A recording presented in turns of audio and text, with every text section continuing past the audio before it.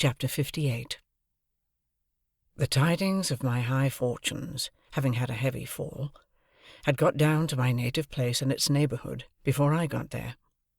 I found the Blue Boar in possession of the intelligence, and I found that it made a great change in the Boar's demeanour.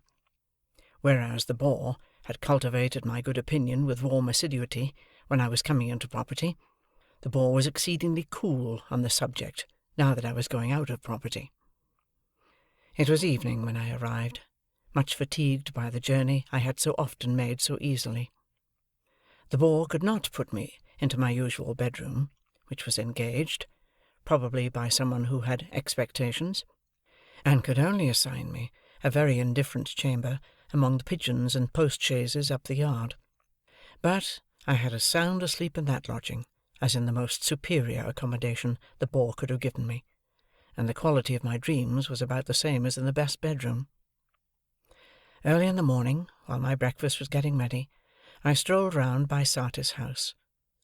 There were printed bills on the gate, and on bits of carpet hanging out of the windows, announcing a sale by auction of the household furniture and effects next week. The house itself was to be sold as old building materials, and pulled down. Lot 1 was marked in whitewash knock-knee letters on the brewhouse. Lot 2 on that part of the main building which had been so long shut up.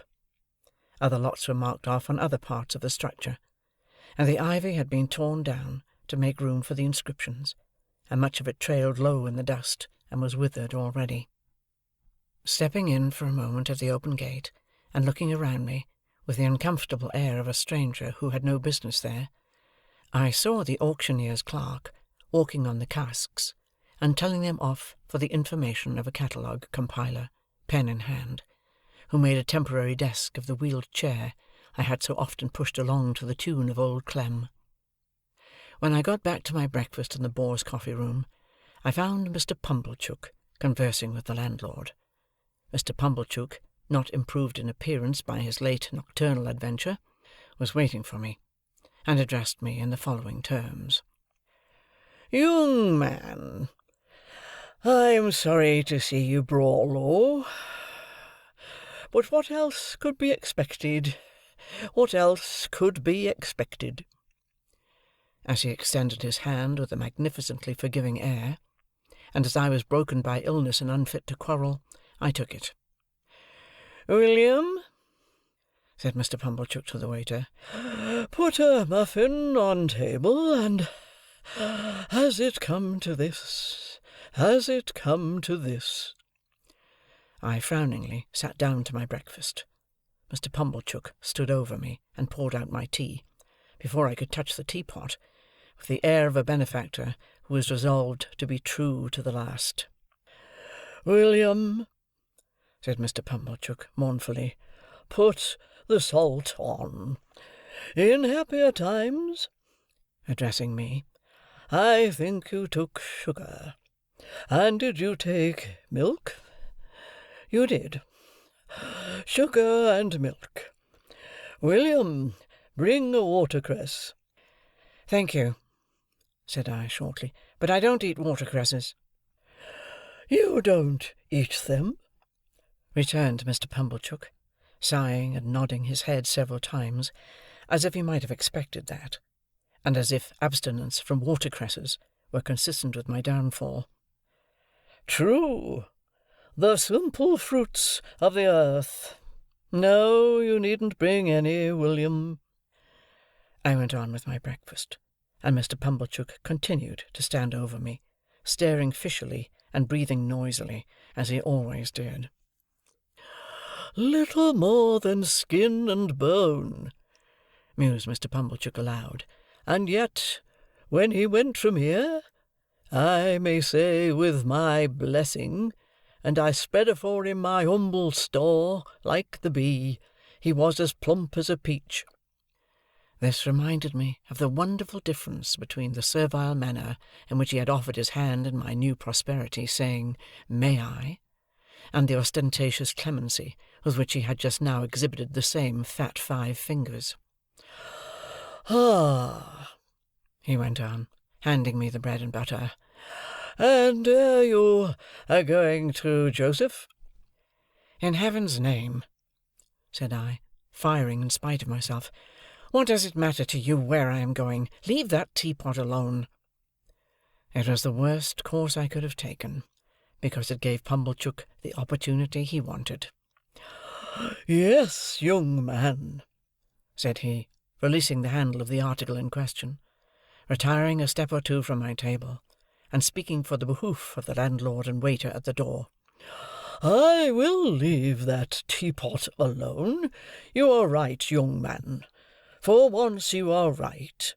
I forget myself when I take such an interest in your breakfast as to wish your frame, exhausted by the debilitating effects of prodigality, to be stimulated by the wholesome nourishment of your forefathers. And yet," said Pumblechook, turning to the landlord and waiter, and pointing me out at arm's length, "this is him, as I ever sported with in his days of happy infancy. Tell me not it cannot be.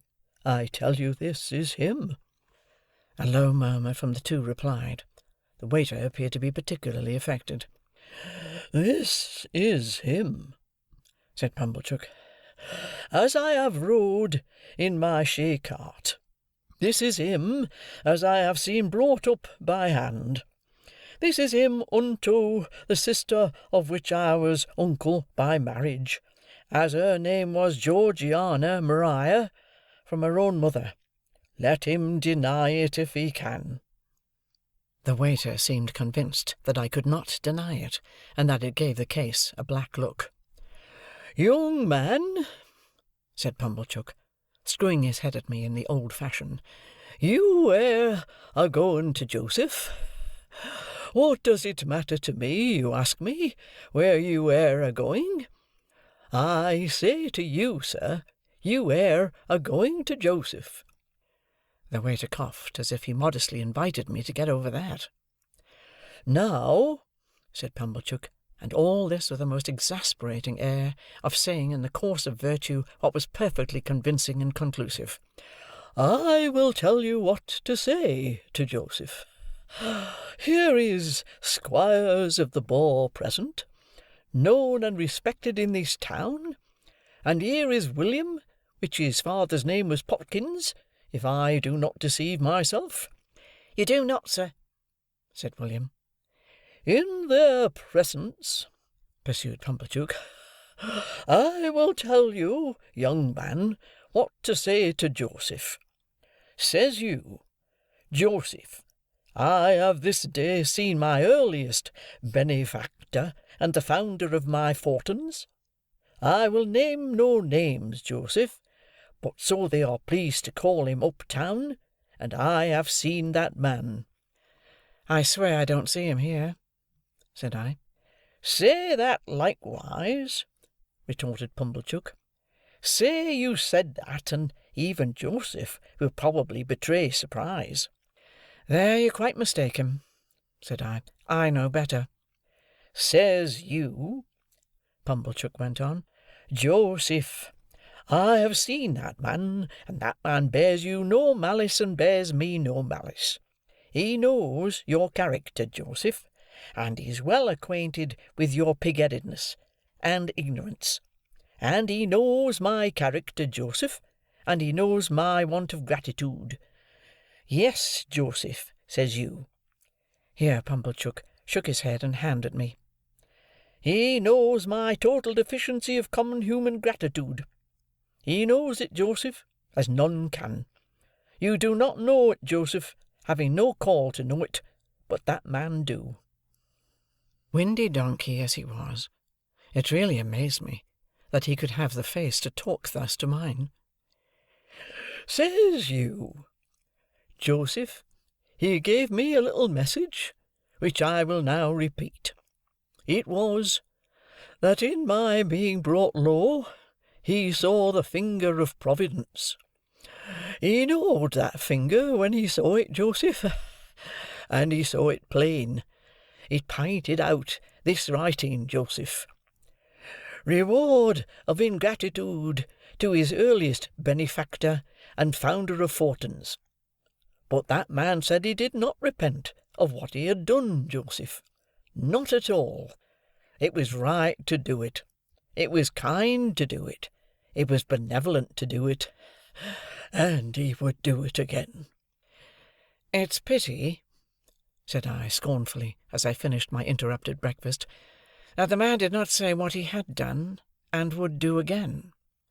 "Squires of the Boar," Pumblechook was now addressing the landlord, "and William, I have no objections to your mentioning either up-town or down-town, if such should be your wishes, that it was right to do it, kind to do it, benevolent to do it, and that I would do it again." With those words, the impostor shook them both by the hand, with an air, and left the house, leaving me much more astonished than delighted by the virtues of that same indefinite it. I was not long after him in leaving the house too, and when I went down the High Street, I saw him holding forth, no doubt to the same effect, at his shop door to a select group who honoured me with very unfavourable glances as I passed on the opposite side of the way. But it was only the pleasanter to turn to Biddy and to Joe, whose great forbearance shone more brightly than before, if that could be, contrasted with this brazen pretender. I went towards them slowly, for my limbs were weak, but with a sense of increasing relief as I drew nearer to them, and a sense of leaving arrogance and untruthfulness further and further behind. The June weather was delicious. The sky was blue, the larks were soaring high over the green corn. I thought all that countryside more beautiful and peaceful, by far, than I had ever known it to be yet. Many pleasant pictures of the life I would lead there, and of the change for the better that would come over my character, when I had a guiding spirit at my side, whose simple faith and clear home wisdom I had proved beguiled my way. They awakened a tender emotion in me, for my heart was softened by my return, and such a change had come to pass that I felt like one who was toiling home, barefoot from distant travel, and whose wanderings had lasted many years. The schoolhouse where Biddy was mistress I had never seen, but the little roundabout lane by which I entered the village for quietness' sake took me past it. I was disappointed to find that the day was a holiday, no children were there, and Biddy's house was closed. Some hopeful notion of seeing her busily engaged in her daily duties before she saw me had been in my mind, and was defeated. But the forge was a very short distance off, and I went towards it under the sweet green limes, listening for the clink of Joe's hammer. Long after I ought to have heard it, and long after I had fancied I heard it, and found it but a fancy, all was still. The limes were there, and the white thorns were there, and the chestnut trees were there, and their leaves rustled harmoniously when I stopped to listen, but the clink of Joe's hammer was not in the midsummer wind. Almost fearing, without knowing why, to come in view of the forge, I saw it at last, and saw that it was closed. No gleam of fire, no glittering shower of sparks, no roar of bellows, all shut up and still. But the house was not deserted, and the best parlour seemed to be in use, for there were white curtains fluttering in its window, and the window was open and gay with flowers. I went softly towards it, meaning to peep over the flowers, when Joe and Biddy stood before me arm in arm. At first Biddy gave a cry, as if she thought it was my apparition, but in another moment she was in my embrace. I wept to see her, and she wept to see me. I, because she looked so fresh and pleasant, she, because I looked so worn and white. "But, dear Biddy, how smart you are!" "Yes, dear Pip." "And Joe, how smart you are!" "Yes, dear old Pip, old chap." I looked at both of them, from one to the other, and then, "It's my wedding day," cried Biddy, in a burst of happiness, "and I am married to Joe." They had taken me into the kitchen, and I had laid my head down on the old deal table. Biddy held one of my hands to her lips, and Joe's restoring touch was on my shoulder. which he warn't strong enough, my dear, for to be surprised," said Joe. And Biddy said, "I ought to have thought of it, dear Joe, but I was too happy." They were both so overjoyed to see me, so proud to see me, so touched by my coming to them, so delighted that I should have come by accident to make their day complete.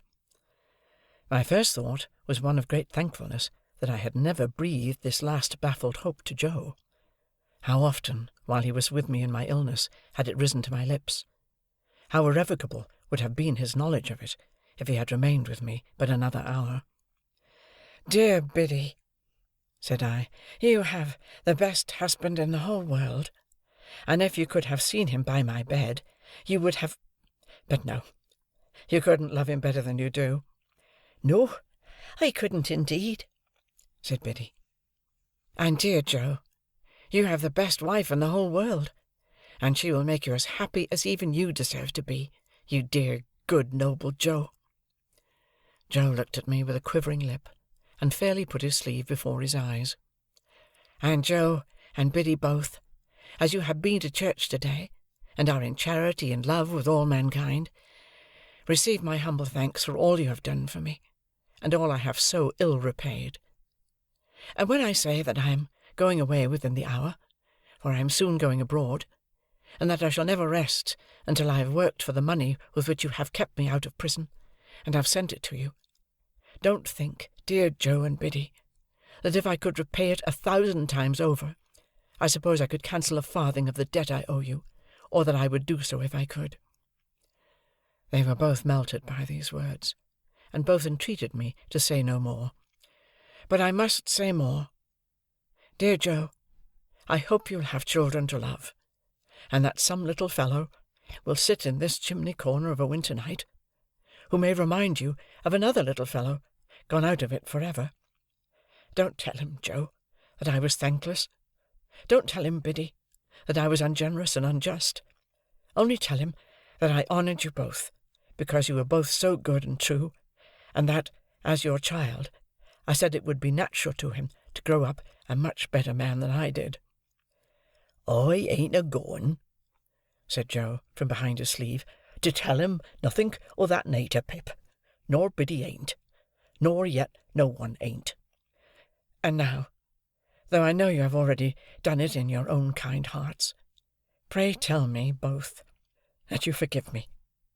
Pray let me hear you say the words, that I may carry the sound of them away with me, and then I shall be able to believe that you can trust me, and think better of me, in the time to come." "Oh, dear old Pip, old chap," said Joe, "God knows as I forgive you, if I have anythink to forgive." "Amen, and God knows I do," echoed Biddy.